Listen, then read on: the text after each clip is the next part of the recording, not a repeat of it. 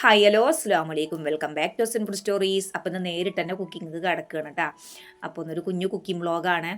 അപ്പോൾ ഞാൻ ഇന്നലെ തന്നെ വിചാരിച്ചിട്ടുണ്ടായിരുന്നു ഇന്ന് പുട്ടാക്കാന്നുള്ളത്. അങ്ങനെ പുട്ടിനുള്ള പൊടിയൊക്കെ ഞാൻ ഉതിർത്തി വെച്ചിട്ടുണ്ട്. ഇന്ന് എനിക്കൊരു യാത്ര പോകേണ്ട ദിവസമായിരുന്നു കേട്ടോ. അപ്പോൾ അത് പെട്ടെന്നാണ് ക്യാൻസലായത്. അപ്പോൾ പിന്നെ ഇനി എന്തായാലും വിചാരിച്ചതല്ലേ അതന്നെ ഉണ്ടാക്കാമെന്ന് വിചാരിച്ചു. അങ്ങനെ പുട്ടിന് പൊടിയൊക്കെ ഉതിർത്തി വെച്ചു. അതിനിടയിൽ ഞാനിതാ പുട്ടിന് വേണ്ട കറിക്ക് വേണ്ടിയിട്ടുള്ള വെജിറ്റബിൾസൊക്കെ നുറുക്കിയെടുക്കുകയാണ് കേട്ടോ. അതിനുശേഷം അടിയിൽ ഞാൻ പുട്ടും ചുട്ടെടുക്കേണ്ട ഒരു എളുപ്പത്ത് ചോറും വെച്ചിട്ടുണ്ടായിരുന്നു. പിന്നെ ഞാൻ ഒരു വെജിറ്റബിൾസ് എന്തെങ്കിലും വേണമല്ലോ അവർക്ക്. അപ്പോൾ അതിന് വേണ്ടിയിട്ട് ഞാൻ എന്താ ഇതിന് പറയുകയെന്ന് എനിക്ക് വലിയൊരു ഐഡിയ ഇല്ല. ചൗ എന്നാണ് ഞാൻ പറഞ്ഞു കേട്ടിട്ടുള്ളത് കേട്ടോ. അപ്പോൾ അതാണെന്ന് ഉണ്ടാക്കുന്നത്. അപ്പോൾ ഇതിൻ്റെ കറക്റ്റ് പേര് അറിയണവരൊന്ന് കമൻറ്റ് ചെയ്യുക. അപ്പോൾ ആ കടയത്തെ ആൾ എന്നോട് പറഞ്ഞു ഇത് തൊലിയൊന്നും കളയേണ്ട ആവശ്യം. ഞാൻ ഒരുപാട് മുന്നേ ഉണ്ടാക്കിയത്. അപ്പോൾ എനിക്ക് അത്ര വലിയൊരു ഐഡിയ ഇല്ല കേട്ടോ. പക്ഷേ ആ കടൻ്റെ തൊട്ടപ്പുറത്തൊരു കുറച്ച് വയസ്സായ ഒരു കാക്ക ഉണ്ടായിരുന്നു കേട്ടോ. അപ്പോൾ ആ കാക്ക പറഞ്ഞതിനോട് തൊലി കളയേണ്ടി വരുന്നു. പക്ഷെ ഞാൻ കടക്കാരൻ പറഞ്ഞതാണ് കേട്ടോ വിശ്വസിച്ചത്. പക്ഷേ എന്തോ എനിക്കത് നല്ല ടേസ്റ്റുള്ള സാധനം. ചിരങ്ങൻ്റെയൊക്കെ വേറൊരു ടേസ്റ്റാണ്. ചിരങ്ങ തന്നെ അതിലും ഒരു പടി മുന്നിൽ ടേസ്റ്റൊക്കെ പോലെ എനിക്ക് തോന്നി. പക്ഷേ എന്താ പറയുക അതിൻ്റെ ആ ഒരു തൊലി ഇങ്ങനെ കടിച്ചിട്ടുണ്ടായിരുന്നു കേട്ടോ. അത് കാരണം പിന്നെ ഞാൻ ഇനി ഉണ്ടാക്കുമ്പോൾ ശ്രദ്ധിക്കാമെന്ന് വിചാരിച്ചു. അങ്ങനെ പുട്ടും ചുട്ടെടുക്കുന്നുണ്ട്. വെജിറ്റബിൾസൊക്കെ അരിഞ്ഞെടുത്തിട്ടുമുണ്ട്.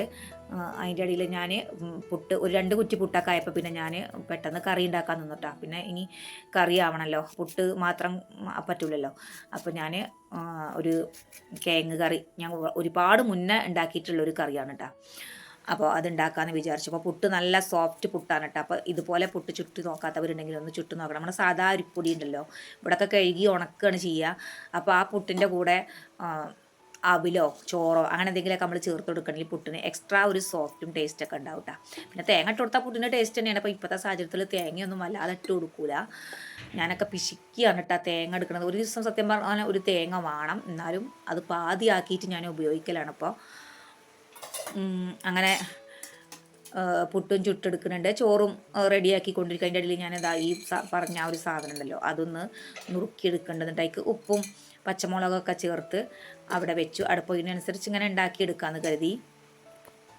അപ്പോൾ ഞാനിതാ ഒരു കുക്കർ അടുപ്പത്ത് വെച്ചിട്ടുണ്ട്. അതിക്ക് വെളിച്ചെണ്ണ ഒഴിച്ചു കൊടുത്തിട്ട് ഞാൻ നേരത്തെ അരിഞ്ഞ് വെച്ച സവാള പച്ചമുളക് അതൊക്കെ ചേർത്ത് കൊടുത്ത് കുറച്ച് ഉപ്പ് ഇട്ടിട്ട് നല്ലോണം ഒന്ന് വഴറ്റിയെടുക്കുക.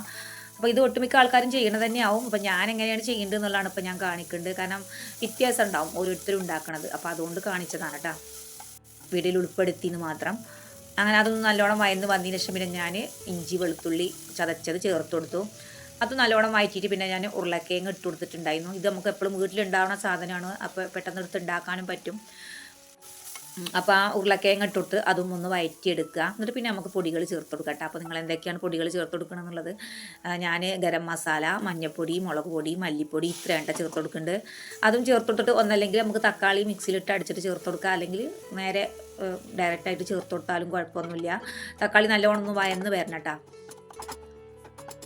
അങ്ങനെ തക്കാളിയും ഒക്കെ ഒന്നിങ്ങനെ മസാലപ്പൊടിയും എല്ലാം നല്ല പാകത്തിന് ഇങ്ങനെ ഒന്ന്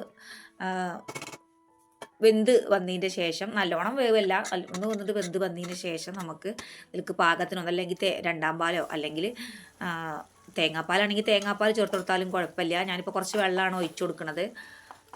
അപ്പോൾ അതൊന്ന് ചേർത്തിട്ട് ഒന്ന് അടച്ചിട്ട് ഒരു 3-4 വിസിലൊന്ന് വേവിച്ചെടുക്കട്ടെ. നല്ല ഉരുളക്കിഴങ്ങൊക്കെ ഒന്നൊരു വെന്ത് വരണം.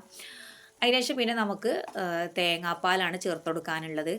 അങ്ങനെ ഒരു 3 വിസിൽ വെന്തതിന് ശേഷം കുക്കർ ഫ്ലെയിം ഓഫാക്കിയിട്ട് കുക്കർ തുറന്നിട്ട് അതിലുള്ള വെള്ളം ഒന്ന് വറ്റിച്ചെടുക്കണം കേട്ടോ. അതിന് ശേഷം മാത്രമാണ് തേങ്ങാപ്പാൽ ചേർത്ത് കൊടുക്കുക.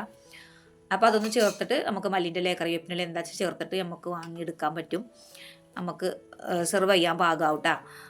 അപ്പോൾ ഈ ഒരു കറി എന്ന് പറഞ്ഞാൽ ഞാൻ എൻ്റെ മക്കൾ നന്ന ചെറുതായിരിക്കണ സമയത്ത് നമ്മളെ തൊട്ട അയൽവാസി രേണുവച്ചി എന്ന് പറയട്ടെ. അപ്പോൾ ആ ചേച്ചി എനിക്ക് പറഞ്ഞു തന്നൊരു കറിയെന്ന് ഫസ്റ്റായിട്ട് ഞാൻ ഇങ്ങനെ കുക്ക് ചെയ്യണ സമയത്ത് ആ ഒരു സമയത്ത് തന്നെ എനിക്ക് പറഞ്ഞു തന്നിട്ടുള്ളൊരു റെസിപ്പിയാണ് കേട്ടോ ഇത്. ഇതുപോലെ അപ്പോൾ ഇടയ്ക്ക് അവരുണ്ടാക്കലുണ്ട് പുട്ടിന്. അപ്പോൾ അങ്ങനെ ചോദിക്കുമ്പോൾ എനിക്ക് പറഞ്ഞു തരുന്നതാണ് കേട്ടോ അത്.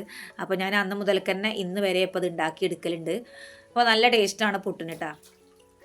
അപ്പോൾ ഇതാകുമ്പോൾ എന്ന് പറഞ്ഞാൽ നമ്മളെ വീട്ടിലുള്ള സാധനമാണല്ലോ, പ്രത്യേകിച്ചൊന്നും കൊണ്ടുവരൊന്നും വേണ്ട. അപ്പോൾ അതുകൊണ്ട് നമുക്ക് ഉണ്ടാക്കിയെടുക്കാനും എളുപ്പമാണ്. അപ്പോൾ ആ രേണുവച്ചി ഇപ്പോൾ കാണുന്നുണ്ടെങ്കിൽ ഞാൻ ഒരു ഹായ് പറയാണ്. കാരണം ഈ ഒരു കറി മാത്രമല്ല കേട്ടോ, 3-4 കറികൾ എനിക്ക് പറഞ്ഞു തന്നിട്ടുണ്ടായിരുന്നു. എനിക്കിപ്പോൾ കാണാനും ഒക്കെ നല്ല ആഗ്രഹമുണ്ട്. പക്ഷേ എന്താ ചെയ്യുക, സാഹചര്യവശാൽ നമ്മളെ തൊട്ട അയൽവാസിയാണ് കേട്ടോ. അവരെ നാട്ടിൽ പോയതാണ്. ആലുവ അങ്ങനെ എന്തോ ആണ് കേട്ടോ തോന്നുന്നുണ്ട് അവരെ നാട്. അപ്പോൾ ഞാനിപ്പോൾ ഇതിൽ പറഞ്ഞു എന്ന് മാത്രം, കാണാൻ ആഗ്രഹമുള്ളതുകൊണ്ട് പറഞ്ഞതാണ് കേട്ടോ. നമുക്ക് മുന്നേ കണ്ടിരുന്ന ആൾക്കാരൊക്കെ കാണാനൊരു തോന്നലാണല്ലോ. അങ്ങനെ നമ്മുടെ ഉരുളക്കിഴങ്ങ് മസാലക്കറി ഇവിടെ റെഡി ആയിട്ടുണ്ട്. അങ്ങനെ പിന്നെ ഞാൻ ഉരുളക്കിഴങ്ങിൻ്റെ കറിയൊക്കെ റെഡി ആയപ്പോൾ അടുപ്പത്തേക്ക് തന്നെ ഒരു ചീനച്ചട്ടി വെച്ചിട്ടുണ്ട്. അപ്പോൾ നമുക്ക് ഉപ്പേരി ഉണ്ടാക്കിയെടുക്കണമല്ലോ. ഇനി അതും കൂടെ റെഡി ആയാലേ ഒരു സമാധാനമുള്ളൂ. അങ്ങനെ അതും ഞാൻ കടു വറുത്തിട്ടിട്ട് മോൾക്ക് ചായ എടുത്തു കൊടുക്കാൻ വേണ്ടിയിട്ട് പോയിട്ടുണ്ടായിരുന്നു. അങ്ങനെ മോള് ചായയൊക്കെ കുടിച്ച് അവളാണ് ആദ്യം പോവുക. അന്ന് രാവിലെ ചെറിയ മോള് പോവും, അവൾ രണ്ടാമത് പോവും. പിന്നെ ലാസ്റ്റാണ് കേട്ടോ മോന് പോലെ. അത് കഴിഞ്ഞിട്ടാണ് പിന്നെ മകൾ വന്നിട്ട് സ്കൂളിൽ പോവുക. അപ്പോൾ അങ്ങനത്തെ ഓരോരോ കാര്യങ്ങൾ അതിൻ്റെ ഇടയിൽ ഞാൻ ചെയ്യണമുണ്ട്. അങ്ങനെ ഉപ്പേരി പിന്നെ അധികം വേവാൻ സമയം വേണ്ടല്ലോ, പെട്ടെന്ന് റെഡി ആയി കിട്ടുമല്ലോ. അപ്പോൾ അങ്ങനെ മോള് വന്നിട്ട് പിന്നെ ഞാനും മോളും കൂടെ ഇരുന്നിട്ട് ചായയൊക്കെ കുടിച്ചിട്ടുണ്ടായിരുന്നു. അതൊക്കെ കഴിഞ്ഞു. അപ്പോൾ ഇന്നത്തെ വീഡിയോ ഇത്രയേ ഉള്ളൂ. വീഡിയോയിൽ ഇത്ര ഞാൻ ഉൾപ്പെടുത്തിയിട്ടുള്ളൂ. വീഡിയോ ഇഷ്ടപ്പെട്ടാൽ ലൈക്ക് ചെയ്യാൻ, നിങ്ങളുടെ അഭിപ്രായങ്ങൾ എന്തെന്നായാലും കമൻറ്റ് ചെയ്യാനും മറക്കല്ലേ. കാരണം ഞാൻ എന്നും പറയുന്ന കാര്യമാണ് കേട്ടോ. ആരെയും ഒരു കമൻറ്റോ ലൈക്കോ സബ്സ്ക്രൈബോ ഒന്നും കാണില്ല. അപ്പോൾ ഒരുപാട് കൂട്ടുകാർ മറന്നു പോകുന്നതാണ് കേട്ടോ. മറന്നു പോകുന്ന കൂട്ടുകാരാണെങ്കിൽ ഞാൻ വീണ്ടും ഇങ്ങനെ ഓർമ്മിപ്പിക്കുകയാണ്. അപ്പോൾ നിങ്ങളെ ലൈക്കിനും കമൻറ്റിനും സബ്സ്ക്രൈബിനൊക്കെ യൂട്യൂബിൽ നല്ല വാല്യൂ ഉണ്ട്. അതുകൊണ്ട് നിങ്ങൾ മറക്കാതെ ലൈക്ക് ചെയ്യുക, കമൻറ്റ് ചെയ്യുക, സബ്സ്ക്രൈബ് ചെയ്യുക. അപ്പോൾ അടുത്തൊരു ഉഷാറ് വീഡിയോ ആയിട്ട് ഇൻഷാ അല്ലാഹ് നമുക്ക് വീണ്ടും കാണാം. Thank you for watching. അസ്സലാമു അലൈക്കും.